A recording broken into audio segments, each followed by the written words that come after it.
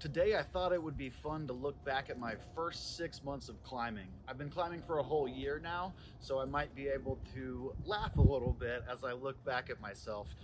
This is a V0, and this one definitely makes me smile. Follow along. My favorite part of this is just how sloppy my footwork is. Big, heavy feet, just stomping, using the middle of my foot and everything. In my opinion, the first lesson every climber learns is to de-emphasize the hands and move the focus to the feet. I would suggest that lesson number 1 is use your feet to move yourself up the wall, not your arms. And then lesson 2 is actually use your toes to engage the wall, not the balls of your feet. After a month of climbing, you can see that I'm starting to learn that lesson for myself.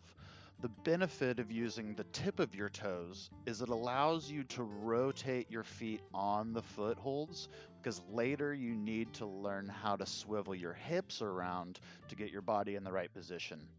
But that doesn't come into play until V2, which we'll be getting to shortly. White is level 0, yellow is level 1, green is level 2. This gym goes up to level 10, and rock climbing as a whole goes up to 15 or 16 or something like that. This little stretch here is called a traverse, and I love when gyms dedicate a little bit of wall space to it. You don't find them very often, but occasionally you can, and they're really great for beginners to work on their footwork. I learned a lot on this traverse, and one of the things I really learned was not only how to commit to that toe, but also sometimes pushing down with your thumb can help you engage your toe into the foot. And that's when the body tension starts coming into play. But I didn't really know that at this point. All right, I think I had that green one this time. Just gotta figure out how to get my feet up higher on the wall and take some of that hang pressure off my hands. Here in month 2, I'm starting to dabble in the green V2s. And this one is where that hip shifting I was talking about is starting to come into place. Simply climbing it like a ladder just ain't gonna do it. This is also where I learned that if you don't fully commit to a toe and you get distracted, you can bust your knee up real good. Here's that toe. You got it. Good save. This is also the part of my climbing career where I started to wear pants when I headed to the bouldering gym.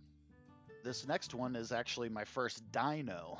Dyno is short for dynamic move and represents that little leap I had to do there. Really, I don't think I had to do the leap, but as a V2 climber, we wanted to take the opportunity. This next climb is one of my very favorites. I'll always remember this stalactite style climb. This is on the higher end of the yellows, and I'm starting to understand body position a little bit more and tackle some of these completely overhung routes. This one's real tricky because you just really got to keep your hips into the wall, and it comes with some funny foot placements. But we made it happen.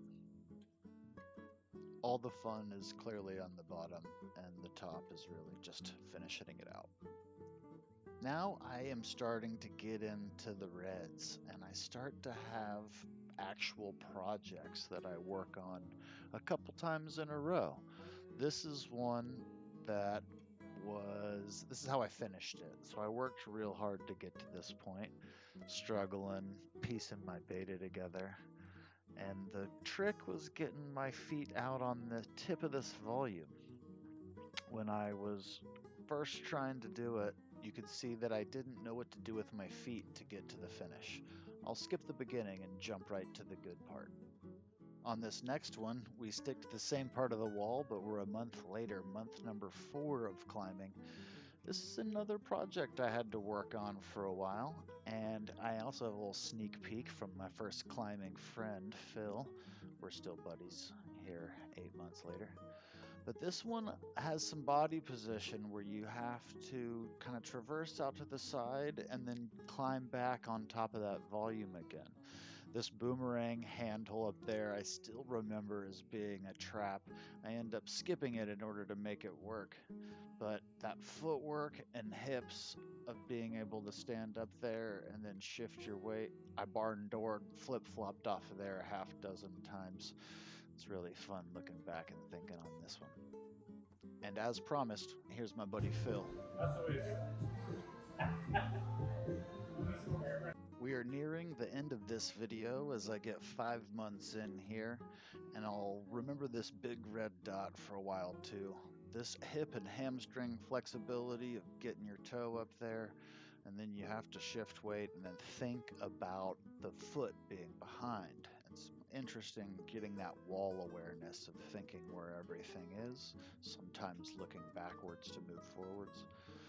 This one requires a lot of using the wall and mantles and cool moves in that V3, V4 range. And as you can see, I made it all the way up to the finish. This was a game changer for me. Still in month 5, this was my very first blue, I think.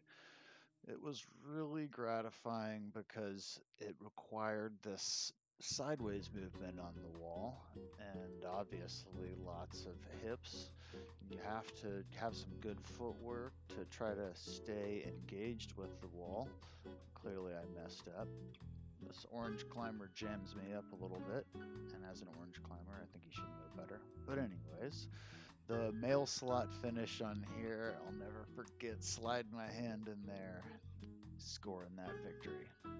Month 5 is where I got strong enough in my core as well as my back and upper body of being able to keep my feet engaged and really start to do some of these trickier climbs on the inverted walls. This one's pitched out pretty good, and if you're not treating it right, you're gonna find yourself in trouble. Feet have to be staying engaged to the wall or else you're campusing this whole thing, and I just don't have the strength for that. There's some good hand movements crossing over, and then a nice fun finish on the top out. This next climb is one that I had to work on for weeks and weeks and weeks. Toe hook here at the beginning to get started. Then some nice, fun, strong moves that are pretty obvious. And then you start having to make some decisions as these hands stop getting good and turn into pinches. The big slap finish on that sloper, the heel hook ended up being what gave me the opportunity to keep my hips to the wall. Oh, look at that joy. That was 6 months in, and so is this. This is my final climb today. I love this one because of the swingy movements and how exposed you get when you're dangling off here at the top. This is Big Tex again, which is the biggest wall at Summit Climbing Gyms in Dallas. And then I had a camera person helping me out, so sorry for all the camera movement. But this is a nice exposed climb where you really have to get the heel hooks in and make it happen if you want to stay engaged to the finish. And that was it. That was 6 months of climbing. I hope if you're interested in getting started, you see how quickly the progress can come on. Just get out there, make it happen. The real progress comes when you get to the gym 3 times a week. So if you're looking for growth, try to get to the gym 3 times. Thanks for watching.